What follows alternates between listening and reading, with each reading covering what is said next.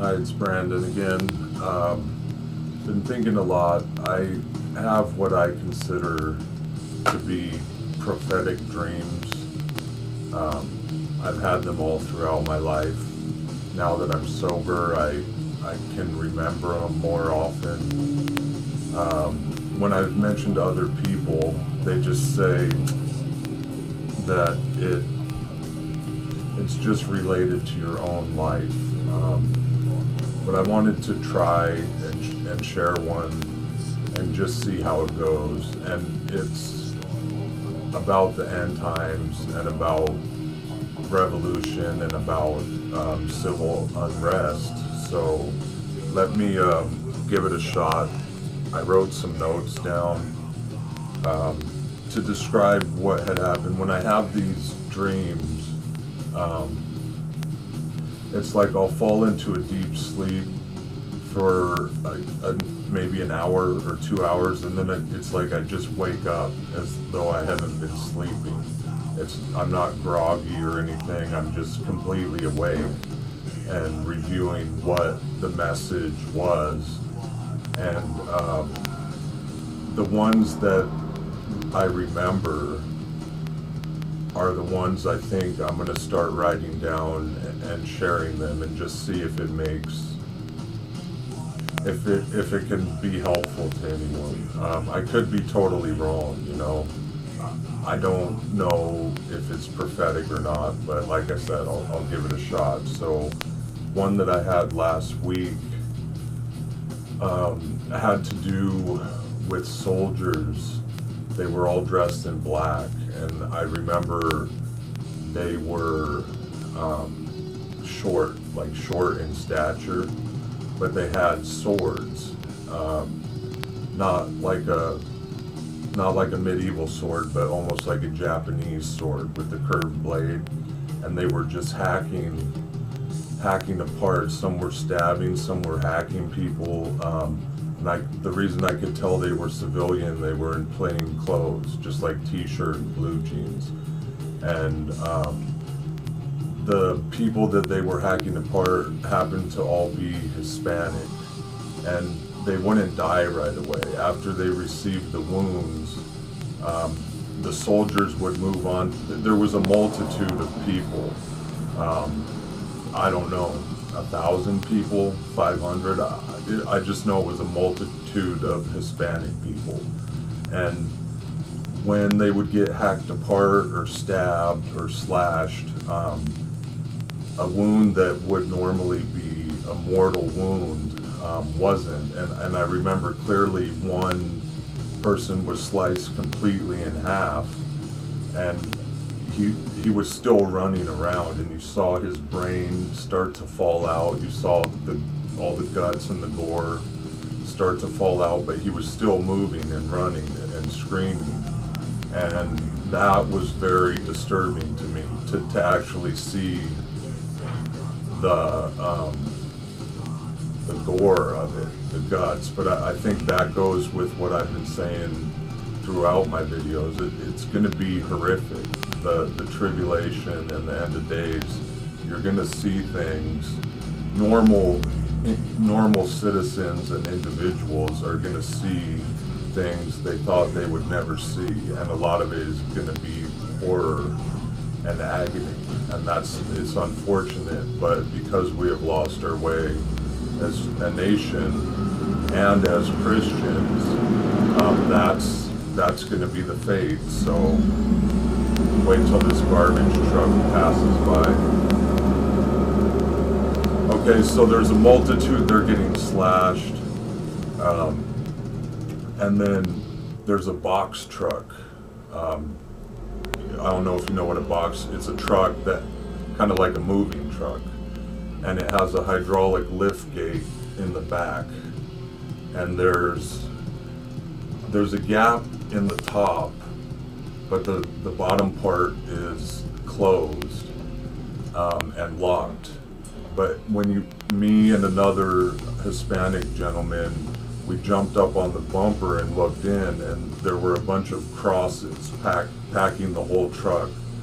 They were orange, and they were kind of, the top was kind of at a V shape like this. So the cross was kind of in that shape there.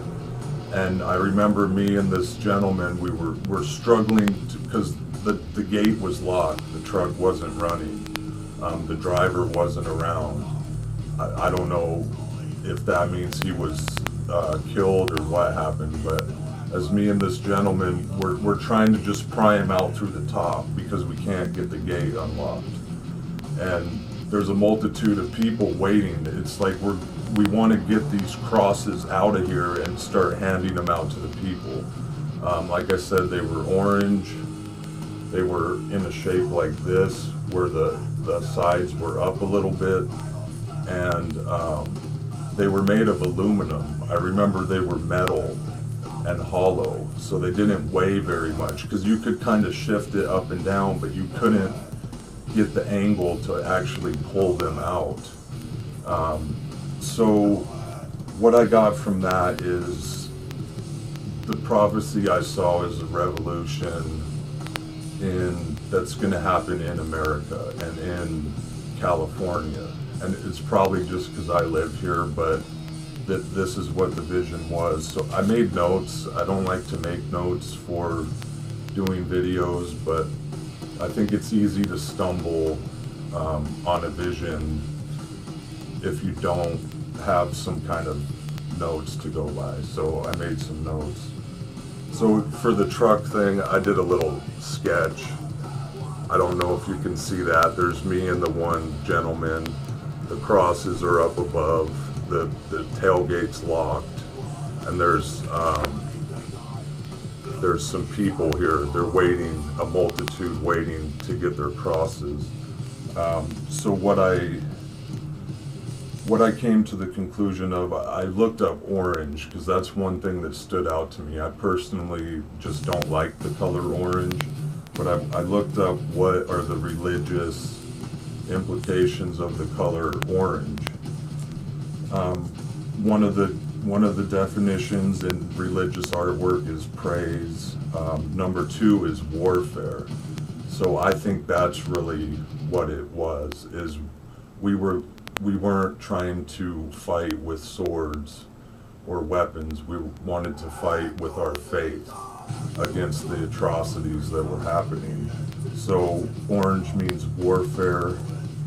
It means passion, power, fire, harvest season, fruitfulness, and joy. And I just watched a video about a military person who called in to the Alex Jones show, talking about in October the military had issued ground and air forces, and they're going to start taking weapons from American citizens. So that just, perhaps it's the harvest season, perhaps that's when it comes, when we are stripped of our weapons, that we have to go by faith. We have the cross, and that's it. Another thing I thought about, why is the cross aluminum? Why is it so lightweight? The cross that Christ carried was solid wood. That was heavy. And it brought to mind the parable in the Gospels about the hired labor, that he's hired laborers who's labored all day, and then the master hired labor at the end of the day to go out and work. And the people at the beginning are like, hey, why are they getting paid the same as I who toiled all day? And it's the master who says, who are you to tell me who I can issue what kind of reward, I guess. You know, whether they start at the beginning or the end, they're still get paid the same. So I just took that as it's the final call, you know, and because it's so short, our time is so short, every last soul that can be turned to Christ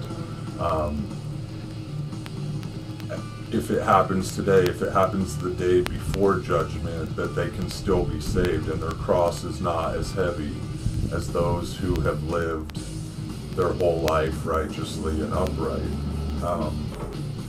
I've mentioned before, I believe God is building an army, and I believe that anyone, however much darkness they live within their soul, however much selfishness or disconnection from God there is, they can come to Christ and be part of God's army. It speaks in Revelation of Armageddon, is the battle, is the place where the final battle will occur. And I believe that's somewhere in the Middle East. So I just wanted to share that dream. The main point was, it was me and one other individual, or I thought it was strange that it was only me and one other individual who jumped up on the bumper of the truck and were trying with all our might to get these crosses out and hand them out to the people. And I do remember, he didn't speak English, so we had our only communication barrier was like in our eyes, like we knew what needed to be done. And unfortunately, we couldn't get the crosses out because the gate was locked. That can be, if you think about it, that can be a very bad sign for me and this other gentleman and the multitude, that the gate is locked. I'll say one final thing, and I've thought about it, especially having questioned my behavior still. I'm pretty free of sin. I smoke a lot. And if I go to hell, Satan is going to hate me. Because whatever he does to me, I know it's going to be brutal and he's going to want submission, but I'm going to praise Christ. And if it's hell for eternity, he's not going to like me at all. So I don't mean to laugh, I don't want to go to hell, but if the gate is locked, if the crosses are perhaps the saints that are already in heaven, perhaps the truck is ready to leave us behind, that is a little disconcerting to me. But the least of the passion and urgency and sincere work of trying to get those crosses out for the people, maybe that's some kind of justification. But that gate being locked is a little disconcerting, to say the least. So I don't know if any of you think it may be too late for yourself. Wait for this garbage truck to go by real quick. It's going to sound like this in the suburbs all the time, man. That's going to be a tank rolling down the street, That's what you're going to hear in the suburbs all the time, man. Tanks coming. Listen to it. It's threatening, man. It sounds like hell. It's mechanized annihilation.